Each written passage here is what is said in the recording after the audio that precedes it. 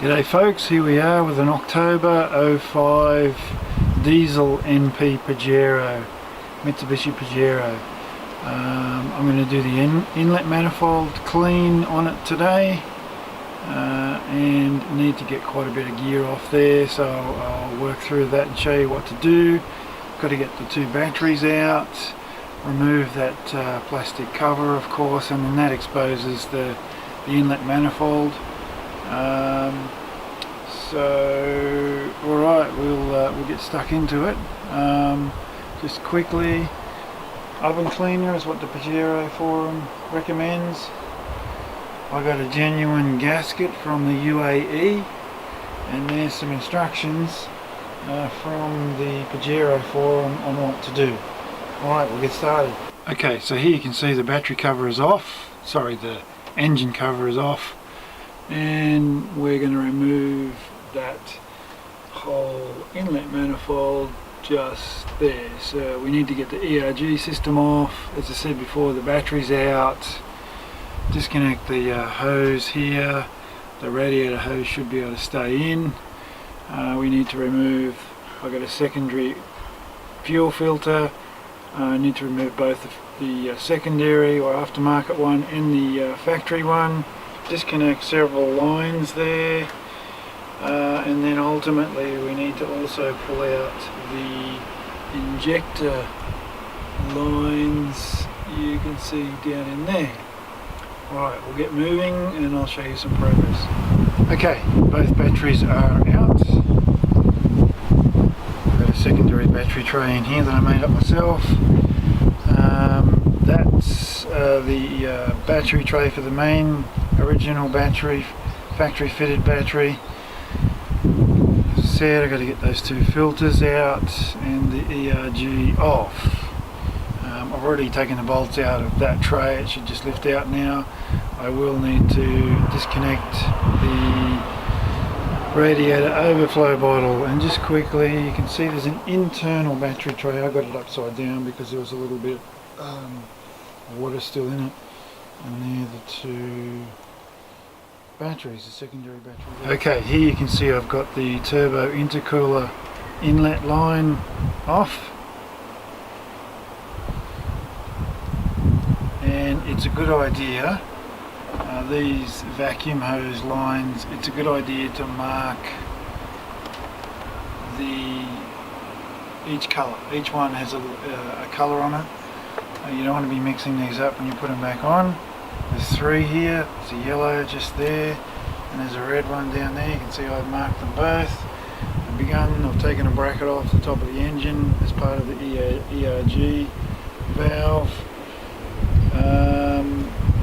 Disconnected a few cables here up around the fuel filter, and more to go. You can see I've got the battery tray out, so I'll give that probably a bit of a fish oil treatment after I clean it up. Okay, here you can see I've got the cover off the top part of the inlet manifold. I've taken the filter assemblies out and the filters themselves. All I did was just disconnect the hoses. You can see I've just got some old used silicone nozzles that are full of silicone to seal up the fuel lines. I've had to take out the dipstick, the oil level dipstick. Here's another silicone nozzle. That particular line there, I was just able to just lay it flat there. Nothing's leaking out of it.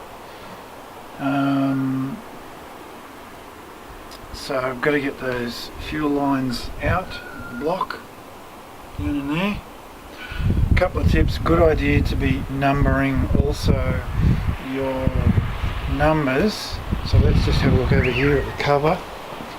So that was the cover that was on the inlet manifold top assembly. There's the oil dipstick.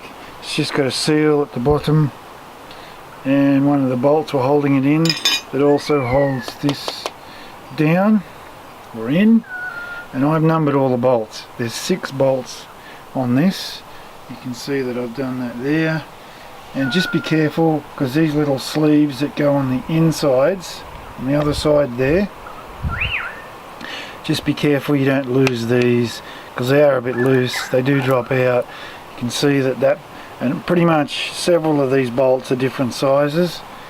So that sleeve there I've just sat on top because it keeps dropping out. It actually goes in from underneath, and that one belongs to one of these. I'll work that out later. Right. Okay, so here you can see I've got all the injector pipes or fuel lines leading to the injectors that goes into the block off. It's a 17mm size spanner that goes onto the top, and down here on the bottom where the pump is, it's a 19mm. I had to remove the dipsticks, or the dipstick tubes. The one for the transmission is just sitting here. It's still actually in the transmission, but I've taken the bolts off. There's two bolts, one down the bottom, one up the top on this bracket just here, to make it easier and be able to get that pipe out of the way. The engine one I just took right out. Okay, and I've taken all the bolts off the inlet manifold itself. I'll just show you those. So they're the actual bolts. There's a recommendation to number them all. I've done that. However, they're identical in size.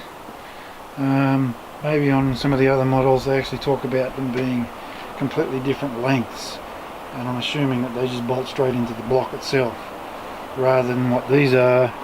They're a sleeve with a spring and then a nut. So now you can see in the top ERG assembly that's some crud.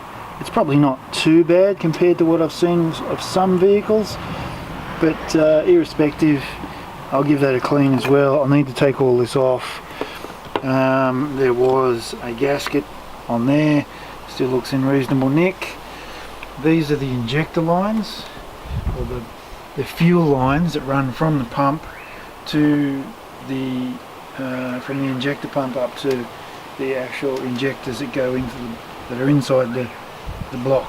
So as I said, the top was 17mm. They're quite long, relatively easy to get off, and the bottom ones were 19. Alrighty, so I'll gently lever off the inlet manifold, and then okay, so this is the inlet manifold off.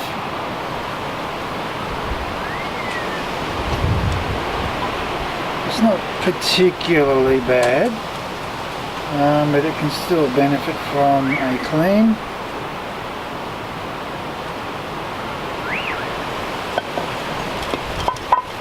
And just a note that there is another clamp on that spot just there that you can't see easily, that one there. It's holding a pipe, goes up to, or a hose line off a pipe, just there, it goes to the pump. Now you can see the inlets, gooey as well, not particularly great looking. So I'll give that a clean. Probably the hardest part I found is actually getting the manifold off the block once all the bolts are out. Maybe it would have been easier if that clamp was off, I'm not sure, but this is like a rubber coated metal gasket, so I've got a new one and I'll be using that. Alright, continue. Okay, so here we go. I've cleaned it up. It's taken me quite a while to do that. I did have 2 cans of oven cleaner. You can see it's not perfect, but it is certainly a lot cleaner overall. And same with the top section. A couple of holes here with the top section, and this end too. So possibly leaving it overnight. Guess I was reluctant to do that because the oven cleaner does say not to use it on aluminium. But anyway, I use some petrol as well and lots of other things. I've got a scrubbing brush in there, stainless steel scrubbing brush, and get it moving a bit too. So yeah, it does take quite a bit of cleaning. Maybe leaving it overnight would be the way to go. Alright, time to put it all back together.